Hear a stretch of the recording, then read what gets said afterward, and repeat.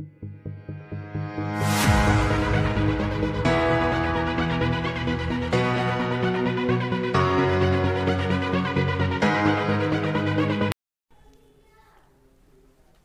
साथियों, आपका स्वागत है। और आज का हमारा एक बहुत ही महत्वपूर्ण विषय है, वह है इतिहास से, और वह है बौद्ध धर्म।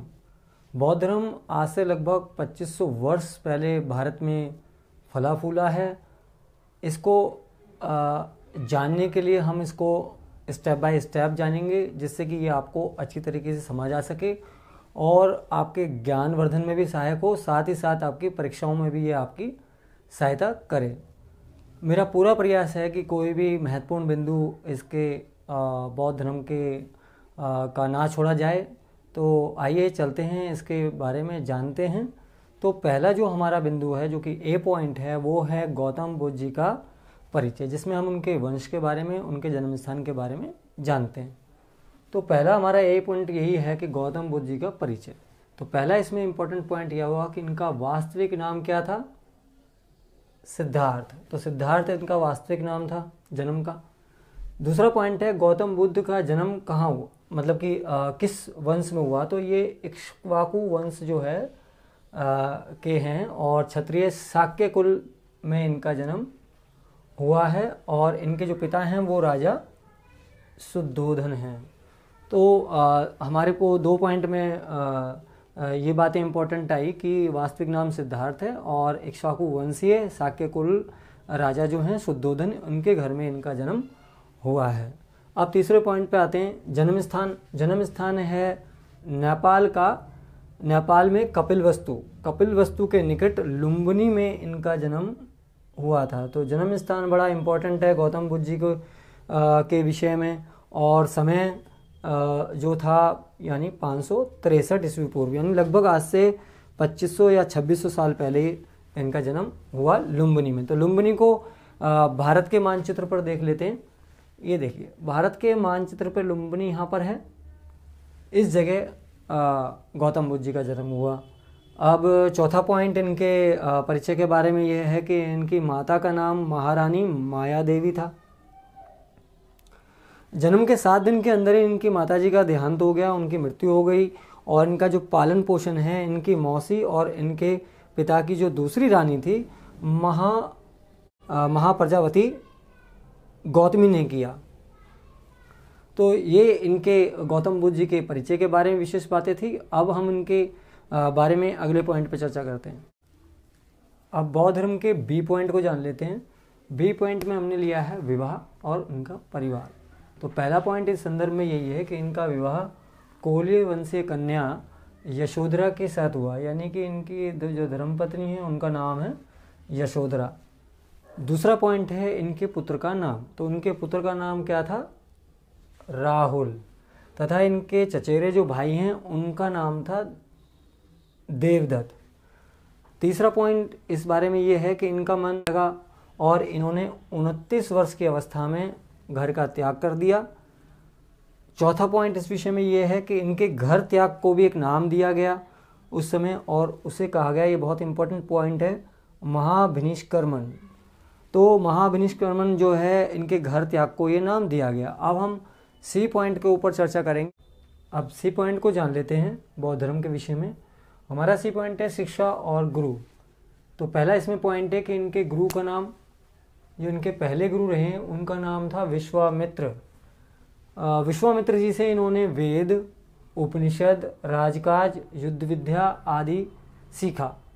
दूसरा इनका पॉइंट शिक्षा गुरु के संदर्भ में यह है कि घर त्याग के बाद वैशाली के अलार कलाम से इन्होंने सांख्य दर्शन की शिक्षा ली। तो फिर गृह त्याग के बाद इनके जो गुरु थे वो थे अलार कलाम, और उनसे इन्होंने सांख्य दर्शन यानी योग की शिक्षा को प्राप्त किया।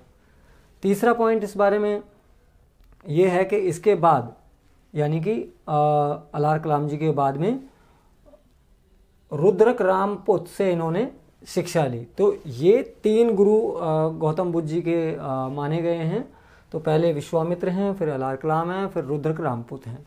अब डी पॉइंट में गौतम बुद्ध जी के शिष्यों के बारे में जानते हैं। तो पहला पॉइंट है कि बुद्ध जी ने तपस एवं मल्लक नाम के 2 व्यक्तियों को बौद्ध धर्म का पहला अनुयायी बनाया। तो जब क्वेश्चन आता है कि पहला अनुयायी बौद्ध धर्म का कौन था, तो 2 व्यक्ति हैं, एक इनका नाम है तपस और दूसरे हैं मल्लक। तो ये 2 व्यक्ति हैं जिन्होंने बौद्ध धर्म के पहले अनुयायी बने। अब शिष्य जो उनके प्रमुख रहे हैं उनके बारे में जानते हैं। तो पहले हैं आनंद। आनंद 10 सर्वश्रेष्ठ शिष्यों में से एक हैं। देवदत्त के इनको भाई माना जाता है। सर्वप्रिय शिष्य हैं ये गौतम बुद्ध जी के, और प्रसिद्ध इसलिए हैं क्योंकि इनकी स्मरण शक्ति बहुत तेज थी। तो अन्य शिष्यों के बारे में भी जानते हैं गौतम बुद्ध जी के अन्य शिष्यों के बारे में। अब डी पॉइंट में दूसरा पॉइंट जान लेते हैं जो कि हमारा शिष्य नाम का बिंदु था। तो उसमें दूसरा पॉइंट है, इनका दूसरा जो शिष्य हैं वो है सारिपुत्र। सारिपुत्र जाति से ब्राह्मण हैं और राजगृह के निवासी हैं। तो इस राजगृह को जान लेते हैं कि भारत के मैप पे कहाँ पर है। ये आपका राजगृह है। ये किसी को दुख नहीं पहुंचा सकते थे, सारिपुत्र की ये विशेषता थी इनके शिष्य की। तीसरे इनके शिष्य हैं मौदगल्यान, और ये भी राजगृह के निवासी हैं और उच्च कोटि के विद्वान तथा चिंतक हैं। इनकी मृत्यु बुद्ध के जीवन काल में ही हो गई थी, यानी बुद्ध जब तक जीवित थे उसी समय काल के दौरान इनकी मृत्यु हो गई थी। अब चौथे पॉइंट पे आते हैं, वो है उपाली। उपाली भी इनके एक शिष्य हैं जो कि बहुत ही धनी थे और विलक्षण वक्ता। तो उपाली की विशेषता रही है। 5वें हम विशेष इनके शिष्य पे आते हैं, वो अनिरुद्ध हैं और धनाढ्य व्यापारी के पुत्र हैं, परंतु बौद्ध धर्म के लिए इन्होंने ऐश्वर्य और वैभव को छोड़ दिया। तो ये 5वें नंबर के इनके शिष्य रहे हैं। 6ठे नंबर पे विशेष इनके शिष्यों में आते हैं, वो हैं जीवक। बिंबिसार के ये राजवैद हैं और आयुर्वेद के ज्ञाता हैं जीवक। 7वें हम अपने पॉइंट पे आते हैं, वो हैं महाकश्यप। बुद्ध की मृत्यु के बाद बौद्ध संघ की पहली जो संगति हुई थी उसके ये सभापति रहे थे। अब 8वें पॉइंट के अंतर्गत ये चर्चा है कि जो बौद्ध धर्म को मानने वाले जो अनुयायी शासक थे वो कौन कौन थे। तो जो अनुयायी शासक हैं वो हैं बिंबिसार, प्रसेनजीत और उदयन। तो ये पॉइंट रहा इनके शिष्यों के विषय में। अब अगले पॉइंट को जानते हैं जो कि ई है, और वो है गौतम बुद्ध के उपदेश के विषय में। तो आइए जानते हैं उसे। अब बौद्ध धर्म के ई पॉइंट यानी कि गौतम बुद्ध के उपदेश के विषय में जान लेते हैं, जिसमें पहला पॉइंट ये है कि बुद्ध के उपदेश की भाषा पाली थी, तो जो कि उस समय की एक आम भाषा भी थी। तो पाली में ही इन्होंने अपने उपदेश दिए, जो और दिए क्यों, क्योंकि अधिकतर लोगों को वो समझ में आ सकें। दूसरा इसमें पॉइंट यही है कि पहला उपदेश जो है वो दिया इन्होंने सारनाथ ऋषिपत्तनम में दिया, जिसे धर्म चक्र प्रवर्तन कहा गया है। यानी जो पहला उपदेश है उसे धर्म चक्र प्रवर्तन कहा गया और वो ऋषिपत्तनम में दिया गया। तो अब ये जो सारनाथ है, भारत के मैप में इसे देख लेते हैं कहाँ पर है। तो सारनाथ यहाँ पर, ये सारनाथ है। तो यहाँ पर इन्होंने पहला अपना उपदेश गौतम बुद्ध जी ने दिया है। तीसरा ये पॉइंट है कि सबसे ज़्यादा उपदेश कहाँ दिए हैं, तो वो दिए हैं श्रावस्ती में, जो कि कौशल देश की उस समय महाजनपद की राजधानी थी। तो श्रावस्ती में दिए हैं। तो श्रावस्ती को भी भारत के मानचित्र पर देख लेते हैं। तो श्रावस्ती ये पॉइंट है, यहाँ पर ये श्रावस्ती है। तो यहाँ पर सबसे ज़्यादा इन्होंने उपदेश दिए हैं। चौथा पॉइंट इस विषय में यही है कि बुद्ध ने मध्यम मार्ग का उपदेश दिया है, यानी इन्होंने कहा है कि बीच का जो मार्ग है वह व्यक्ति के लिए अच्छा है, मुक्ति के लिए। 5वां पॉइंट जन्म, गौतम बुद्ध जी ने कहा है कि जन्म, मृत्यु, रोग, इच्छा, ये सब चीज़ें इंसान को दुख ही देती हैं। 6ठा है दुख से बचने के लिए तृष्णाओं को नियंत्रित करो। 7वां है इच्छा सभी दुखों का कारण है। इन्होंने ये एक बहुत इंपॉर्टेंट बार बार ये बात कही है कि इच्छा ही सभी दुखों, क्योंकि इच्छा के कारण आदमी जब उसे चीज़ नहीं मिलती है तो उससे दुख की प्राप्ति होती है। 8वां पॉइंट बुद्ध ने कहा है कि दुख से बचने के लिए उन्होंने 8 मार्ग बताए हैं, और जो ये 8 मार्ग हैं यही हमारा अगला पॉइंट है, अष्टांगिक मार्ग। तो अब हम ई के बाद एफ बिंदु में इनके उसी 8 मार्ग को जानते हैं। अब हम एफ पॉइंट को जान लेते हैं, जो कि अष्टांगिक मार्ग है। उसमें गौतम बुद्ध जी ने 8 मार्ग बताए हैं जो कि बहुत ज़रूरी हैं किसी व्यक्ति के निर्वाण के लिए। तो क्या क्या उस व्यक्ति को अपनाना है? तो पहला पॉइंट है सम्यक दृष्टि, यानी कि सत्य असत्य पाप पुण्य आदि के भेद को समझना। दूसरा पॉइंट है सम्यक संकल्प, यानी इच्छा और हिंसा के विचारों का त्याग करना चाहिए।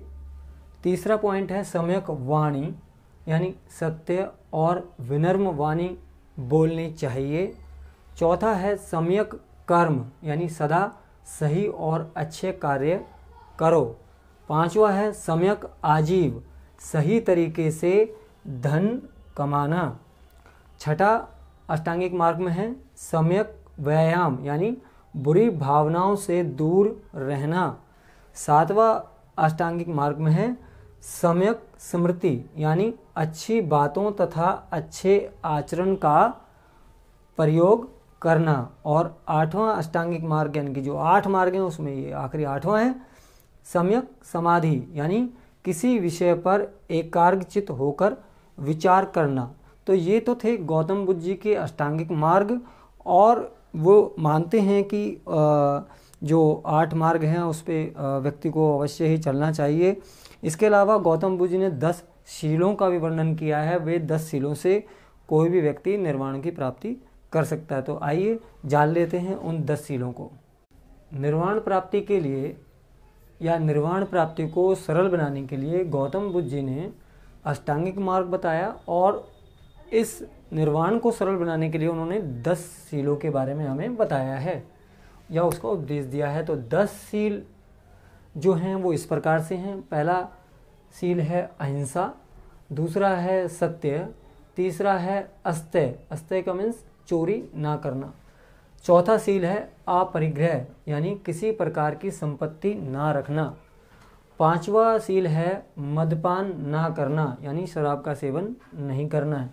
छठा है असमय भोजन ना करना, यानी समय पे ही भोजन करें। सातवां है आराम बिस्तर पर ना सोएं। आठवां शील है धन इकट्ठा ना करें। नौवां शील है नारी से दूर रहें। और 10वां शील है नृत्य यानी नाच गाने से दूर रहना। तो निर्वाण प्राप्ति के लिए इन 10 शीलों को गौतम बुद्ध जी ने आवश्यक बताया है। अब बौद्ध ग्रंथों के बारे में अगले पॉइंट में जान लेते हैं। अब बौद्ध धर्म के जी पॉइंट को जान लेते हैं, जो कि है बौद्ध धर्म ग्रंथ यानी त्रिपिटक। तो त्रिपिटकों के बारे में जान लेते हैं। हिंदुओं में जो स्थान वेदों का है, बौद्ध धर्म में वही स्थान पिटकों का है। गौतम बुद्ध ने जो कहा उनके शिष्यों ने उसे याद किया, फिर उसे लिखकर वे पेटियों या संदूकों में रखते थे। इसी वजह से इनका नाम जो क्या पड़ गया, पिटक पड़ गया। तो इस प्रकार से जो पिटक हैं वो 3 हैं। पहला जिसमें है विनय पिटक, भिक्षु भिक्षुणियों के लिए प्रतिदिन के नियम आचार इसमें होते थे कि किस तरीके से उनको रहना है, प्रतिदिन के क्या उनके डिसिप्लिन हैं, वो विनय पिटक में थे। दूसरा जो है वो पिटक है सूत पिटक। ये काफ़ी महत्वपूर्ण पिटक है। बौद्ध धर्म के सभी मुख्य सिद्धांत इसमें हैं। इसके 5 भाग हैं। आइए अब इन 5 भागों को जान लेते हैं। अब आते हैं बौद्ध धर्म का जो सूत पिटक है उसके जो 5 निकाय हैं उनके ऊपर। तो पहला है दीर्घ निकाय, दूसरा है मंजिम निकाय, तीसरा है संयुक्त निकाय, चौथा है आगुंतर निकाय, 5वां है खुद्दुक निकाय। खुद्दुक निकाय है वो सबसे छोटा है, इसके 15 अंग हैं और इसमें भी जो धम्मपद है वो प्रमुख है। तो धम्मपद इतना प्रमुख है कि इसके बारे में कहा गया है कि जो हिंदू धर्म में जो स्थान भगवत गीता का है वही बौद्ध धर्म में धम्मपद का है। इसमें जो श्लोकों की संख्या है धम्मपद में वो है 423 इसमें श्लोक हैं। ये अकेला ही ऐसा ग्रंथ है जो कि पूरे बौद्ध धर्म को इसके द्वारा समझा जा सकता है। अब आते हैं हम अपने तीसरे पिटक के ऊपर जिसका नाम है अभिधम्म पिटक। अब तीसरे पिटक के बारे में जान लेते हैं जिसका नाम है अभिधम्म पिटक। और अभिधम्म पिटक जो हैं इनका वही स्थान है जो वेदों में ब्राह्मणों का है। जो वेदों के जो ब्राह्मण जिस प्रकार से हैं उसी प्रकार से बौद्ध धर्म में इनका स्थान है, और इसमें बौद्ध धर्म के जो क्रियाकलाप हैं उनका वर्णन है। अब हमारा एच पॉइंट शुरू होता है, जो हैं बौद्ध संगतियाँ यानी बौद्ध सभाएं किस किस समय पे, किस किस स्थान पे, कहाँ कहाँ पर हुई, इसे अब जान लेते हैं। तो प्रथम जो बौद्ध संगति है वह हुई है राजगृह में, और उसका समय रहा है 483 ईस्वी पूर्व। शासक का नाम था अजातशत्रु और इसके अध्यक्ष थे महाकश्यप। तो राजगृह में हुई है। राजगृह ऑलरेडी हम यहाँ मैप पे देख रहे हैं कि ये राजगृह है। द्वितीय जो बौद्ध संगति वो हुई है वैशाली में। समय लगभग 100 सालों का अंतर है, तो 383 ईस्वी पूर्व। शासक का नाम कालाशोक और अध्यक्ष हैं स्थविर यश। तो वैशाली को हम देख रहे हैं मैप पे, ये वैशाली है। तृतीय जो बौद्ध संगति है वो उसका जो स्थान है वो है पाटलिपुत्र, वर्तमान में उसका नाम पटना है, और इसका जो समय रहा है वो 255 ईस्वी पूर्व का रहा है। शासक का नाम अशोक और जो अध्यक्ष हैं वो मोगलिपित तिस है उनका नाम है, और जो पाटलिपुत्र है वो ऑलरेडी इस स्थान पे पाटलिपुत्र है। चौथी जो बौद्ध सभा है वो हुई है कुंडलवन यानी कश्मीर में, और ईस्वी प्रथम शताब्दी में हुई है, यानी आज से 2000 साल पहले। शासक उस समय जो रहे हैं वो हैं कनिष्क और अध्यक्ष वसुमित्र या अश्वघोष। तो कुंडलवन को हम देख लेते हैं भारत के मानचित्र पर। ये कुंडलवन कश्मीर,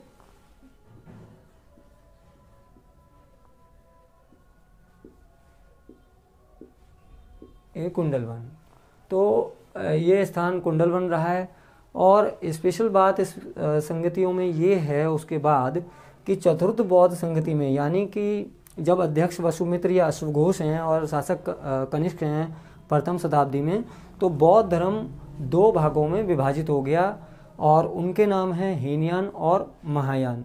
तो अक्सर ये प्रश्न परीक्षाओं में पूछा जाता है कि बौद्ध धर्म जो है किस सभा में 2 भागों में विभाजित हो गया। तो वो चतुर्थ ही सभा थी जिसमें बौद्ध धर्म 2 भागों में विभाजित हुआ है, हीनयान और महायान। अब जानते हैं हीनयान और महायान के बारे में अगले पॉइंट में। अब हीनयान को समझ लेते हैं, जो कि हमारा आई पॉइंट है। चतुर्थ संगति के बाद हीनयान और महायान में बौद्ध धर्म विभाजित हो गया। तो पहला जो ये हीनयान है, तो हीनयान का अर्थ क्या होता है? तो उसका अर्थ होता है छोटा यान या निम्न मार्ग। इसे थेरवाद या स्थिरवाद भी कहते हैं। हीनयान केवल इस प्रकार का शाखा है बौद्ध धर्म की कि वो भिक्षुओं के लिए ही संभव है। तो किसके लिए? केवल भिक्षुओं के लिए ही संभव है। ये लोग बौद्ध धर्म में सुधार के विरोधी हैं कि जैसा बौद्ध धर्म है वैसा ही रहे, उसमें किसी प्रकार के वो सुधार नहीं चाहते। हीनयान के सभी ग्रंथ, ये एक इम्पॉर्टेंट पॉइंट है कि जो ग्रंथ हैं वो किस भाषा में हैं? तो वो हैं पाली भाषा में हीनयान के। ये ध्यान रखना है कि हीनयान के जो ग्रंथ हैं वो पाली भाषा में हैं, और हीनयान संप्रदाय के जो लोग हैं वो बुद्ध को केवल महापुरुष मानते हैं, और इनका पूजा का तरीका जो है वो भी क्या है? कठोर है। तो जो तरीका है वो कठोर है, बुद्ध को केवल महापुरुष मानते हैं और सुधार के भी विरोधी हैं। तो हीनयान की भी 2 शाखाएं हैं, एक हो गया आपका वैभाष और एक हो गया स्वतांत्रिक। तो वैभाष और स्वतांत्रिक के बारे में जान लेते हैं। वैभाष जो है, जो कि हीनयान के 2 भाग में से एक है, कि जो उत्पत्ति है वो हुई है कश्मीर में। तो वैभाष की उत्पत्ति तो कश्मीर में हुई है, जबकि जो स्वतांत्रिक है उसका रिलेशन है तंत्र मंत्र से। तो स्वतांत्रिक का संबंध है तंत्र मंत्र से। अगला पॉइंट हीनयान के बारे में यही है कि जो हीनयान है वह कर्म प्रधान है, यानी कि वह भाग्यवाद में विश्वास नहीं करते। जो हीनयान संप्रदाय के जो लोग हैं वह भाग्यवाद में विश्वास नहीं करते, वो कहते हैं कर्म ही सब कुछ है। हीनयान कहता है कि सुख अगर प्राप्त करने के लिए आप खुद प्रयास करें, आपको सुख कोई नहीं देगा, आपको खुद उसके लिए प्रयास करना पड़ेगा। हीनयान की आरंभिक बौद्ध धर्म है, अतः यह जो भारत के निकटवर्ती जो क्षेत्र थे, जैसे कि श्रीलंका है, बर्मा है, म्यांमार है, जावा है, इनमें ये फैल गया। अब जानते हैं महायान के बारे में। अब महायान के बारे में जान लेते हैं, जो महायान दो की दूसरी शाखा है बौद्ध धर्म की। तो महायान जो शब्द का जो अर्थ है वो होता है बड़ा वाहन, यानी कि महायान यानी बड़ा वाहन। इन्होंने बुद्ध को भगवान माना है, जबकि जो हीनयान वाले हैं वो महापुरुष मानते हैं। इन्होंने भगवान माना है। प्रार्थना में इनका विश्वास है और ये कहते हैं कि अगर सामूहिक प्रार्थना की जाए तो दुख दूर हो जाते हैं, ये महायान वालों का मानना है। और जो कि हीनयान की जो साहित्य की जो भाषा थी वो पाली थी, जबकि महायान जो साहित्य है उनकी जो भाषा है वो क्या है, संस्कृत है। महायान हीनयान वाले संन्यास पे ज़्यादा ध्यान देते हैं, जबकि महायान वाले गृहस्थ जीवन पर अधिक बल देते हैं। और महायान जो है वो ज़्यादा विस्तृत रूप में फैला है संसार में। ये आप देख रहे हैं, चीन है, Korea, Taiwan, Tibet, Bhutan, Mongolia, Singapore. तो ये एक पूरे एशिया में फैल गया और इसके सिद्धांत ज़्यादा पसंद किए गए। अब चलते हैं हम अपने अगले पॉइंट पर। बौद्ध धर्म का हमारा जे पॉइंट है कि ज्ञान प्राप्ति, यानी भगवान बुद्ध को ज्ञान की प्राप्ति कहाँ हुई। तो बुद्ध को 35 वर्ष की अवस्था में, जब उनकी उम्र 35 वर्ष थी, तो गया, जो कि बिहार का एक ज़िला है, तो वहाँ पर निरंजना नदी के किनारे पर, और पेड़ क्या था, पीपल का पेड़ था वहाँ पर। और दिन कितने, कौन से दिन, 49वें दिन जब से उन्होंने वहाँ पर वो रहे, तो 35 वर्ष की अवस्था में थी। और गया जिला, निरंजना नदी है, पीपल का पेड़ है, और 49वें दिन ज्ञान प्राप्त हुआ है। और ज्ञान प्राप्ति के बाद जो सिद्धार्थ हैं वो बुद्ध कहलाए हैं। ये बहुत इंपॉर्टेंट उनके ज्ञान प्राप्ति के विषय में एक बिंदु है। अगला हमारा जो के पॉइंट है बौद्ध धर्म के बारे में, वो है महत्वपूर्ण त्यौहार की। बौद्ध धर्म का सबसे इम्पोर्टेंट त्यौहार कौन सा होता है, तो वो बैसाख की पूर्णिमा, उसे बुद्ध पूर्णिमा भी कहते हैं। ये बौद्ध धर्म का बहुत ही इम्पोर्टेंट एक फेस्टिवल, एक त्यौहार है। अब आते हैं अपनी एल पॉइंट पे। बौद्ध धर्म के प्रमुख तीर्थ कौन कौन से हैं भारतवर्ष में या भारत के बाहर। तो पहला लुम्बिनी है, जो कि मैंने आपको पहले यहाँ पर बताया था शुरुआत में, लुम्बिनी यहाँ पर है। और फिर आता है बोध गया। बोध गया यहाँ पर आप देख रहे हैं, बोध गया है ये। उसके बाद है सारनाथ। सारनाथ ऑलरेडी मैं पहले ही बता चुका हूँ, सारनाथ। उसके बाद है कुशीनगर, जहाँ पर गौतम बुद्ध जी की मृत्यु हुई है, तो कुशीनगर यहाँ पर है भारत के मैप में। और फिर है दीक्षा भूमि, महाराष्ट्र यानी नागपुर में। तो दीक्षा भूमि आप यहाँ देख ही रहे हैं, ये दीक्षा भूमि महाराष्ट्र नागपुर में है। तो ये धर्म के प्रमुख इनके क्षेत्र हैं बौद्ध धर्म के। आइए अब अगले पॉइंट को जान लेते हैं। जो एम पॉइंट है वो है महात्मा बुद्ध का देहावसान। तो 80 वर्ष की अवस्था में महात्मा बुद्ध का जो मृत्यु है वो 483 ईस्वी पूर्व, और स्थान का नाम है कुशीनगर में हुई। बौद्ध परंपरा में इसको एक नाम दिया गया है गौतम बुद्ध जी की मृत्यु को, वो है महापरिनिर्वाण। तो 3 इम्पोर्टेंट बातें हो गई गौतम बुद्ध जी के विषय में। एक तो 80 वर्ष की अवस्था में उनकी मृत्यु हुई, 483 जो था समय था ईस्वी पूर्व, और कुशीनगर स्थान है, और बौद्ध परंपरा में इसे महापरिनिर्वाण कहा जाता है। अब इसका कुछ एक महत्वपूर्ण बिंदु भी जान लेते हैं, जो कि हमारा एन पॉइंट है महत्वपूर्ण बिंदु में। पहला ये है कि 7वीं जब शताब्दी आई तो बौद्ध धर्म की एक शाखा जिसका नाम वज्रयान है वो बड़ी ही प्रसिद्ध हुई। और क्योंकि इसमें और क्या था, इसमें तंत्र मंत्र बहुत ज़्यादा था, और इसका जो केंद्र था वो था बिहार में विक्रमशिला विश्वविद्यालय, और जिला भागलपुर जिला था। दूसरा इम्पोर्टेंट और पॉइंट बौद्ध धर्म के बारे में है कि गौतम बुद्ध जी के जो अस्थि अवशेष हैं वो भट्टी नामक स्थान, जो कि दक्षिण भारत में एक स्तूप बनाया गया, और इसको महास्तूप की संज्ञा दी जाती है। तो साथियों, ये थी बौद्ध धर्म के बारे में बहुत ही एक जानकारी, जो कि एग्ज़ाम में के दृष्टिकोण से बहुत महत्वपूर्ण है, और साथ भी बौद्ध धर्म की जानकारी के विषय में भी एक बहुत ही इम्पोर्टेंट जानकारी है। अगली वीडियो में फिर आपके साथ मिलते हैं, तब तक के लिए जय हिंद, जय भारत। वीडियो देखने के लिए धन्यवाद।